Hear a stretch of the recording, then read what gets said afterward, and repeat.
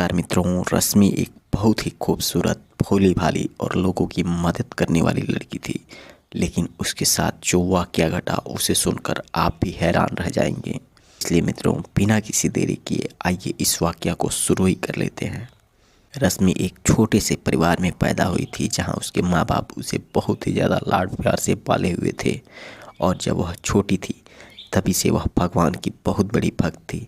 वह हमेशा अपने माँ बाप के साथ भगवान की पूजा पाठ करती रहती। और धीरे धीरे जैसे जैसे वह बड़ी हो रही थी, लोग उसे उतना ज़्यादा प्यार और दुलार देते थे। सबकी चहेती थी रश्मि। लेकिन उसके साथ कुछ ऐसा घटना घट गया जिसकी जिक्र करते हुए भी रूह कांप उठते हैं। जब रश्मि 18 साल की हो गई, एक खूबसूरत नौजवान, और उससे भी ज़्यादा की बात ये थी कि जब भी उसे फुर्सत मिलता वह भगवान की पूजा पाठ के साथ साथ बच्चों को पढ़ना लिखना सिखाता रहती। और धीरे धीरे उसका समय बहुत ही अच्छी प्रकार से बीत रहा था। लेकिन अचानक जब एक दिन वह मंदिर से लौट रही थी कि रास्ते में उसकी मुलाकात उसके ही पढ़ने वाले एक मुस्लिम लड़के से हो गई, जिसका नाम रोशन था।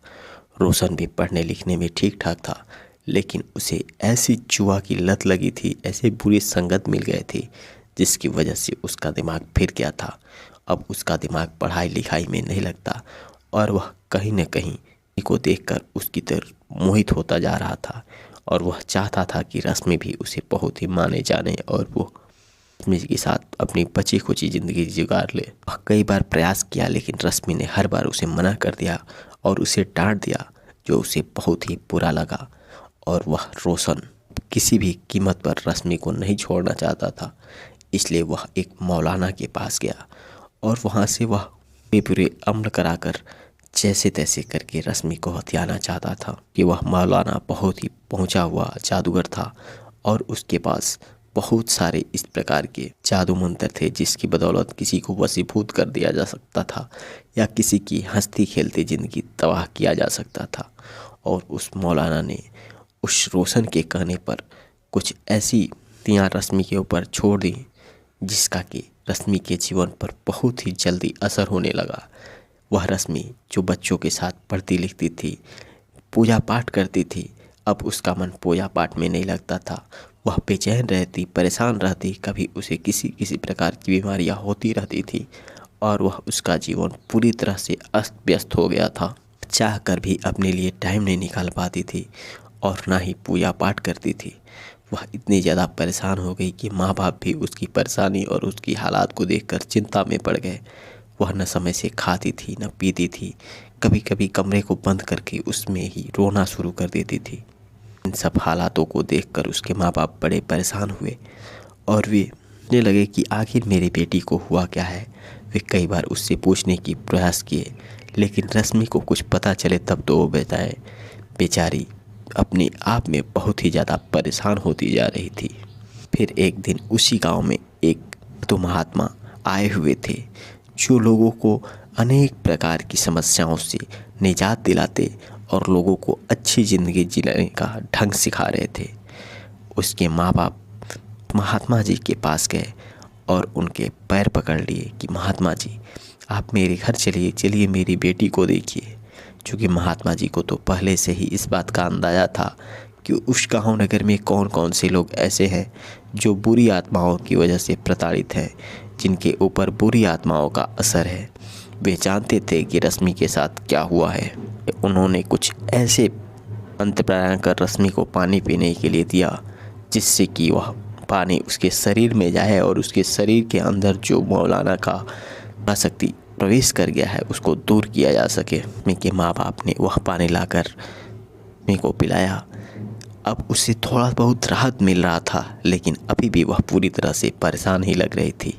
कुछ समय और बीता और रश्मि धीरे धीरे ठीक हो रही थी कि यह बात रोशन को अच्छी नहीं लगी और वह से भी बड़े जो मौलाना थे, जो वशीकरण करने में बहुत ही ज़्यादा माहिर थे, वह उनके पास गया और ढेर सारे रुपए पैसे देकर उनसे कुछ ऐसे इल्म करा दिया जिसकी वजह से रश्मि का जो तबीयत ठीक हो रहा था फिर से और ज़्यादा बिगड़ने लगा।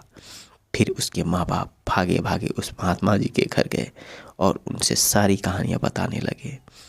महात्मा जी ने फिर से उसे कुछ मंत्र जाप करके उस रश्मि के जीवन में चल रही समस्याओं को दूर करने के लिए प्रभु से प्रार्थना किया। लेकिन इधर रश्मि को उसके कमरे में ही तमाम तरह के सांप नजर आते, काले नाग नजर आते, जबकि दूसरे लोगों को ये सब चीज़ें नज़र नहीं आती थी। तमाम तरह की कोशिशें कर ली गई और महात्मा जी के बार बार करने से भी रश्मि के जीवन में कोई परिवर्तन नहीं आ रहा था। तो महात्मा जी ने स्वयं चलकर रश्मि के पास आए और उन्होंने रश्मि को अपने पास बैठाया और उससे अपने मंत्रों के बल पर सवाल करने लगे।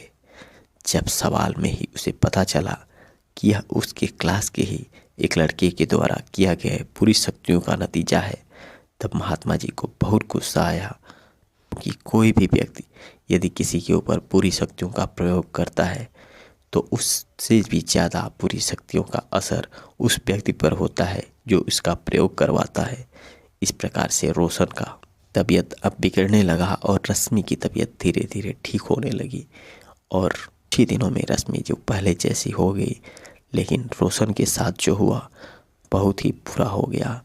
उसके पूरे शरीर में अजीबोगरीब तरह के कीड़े पड़ने लगे। वह छटपटाने लगा और छटपटाते छटपटाते एक दिन उसकी जान निकल गई। इसलिए मित्रों, में कभी भी बुरी शक्तियों का, बुरी आत्माओं का या ऐसे काले जादू का प्रयोग किसी भी व्यक्ति के ऊपर नहीं करना चाहिए जिसकी वजह से उसका बुरा असर हमारे को भी देखने को मिले।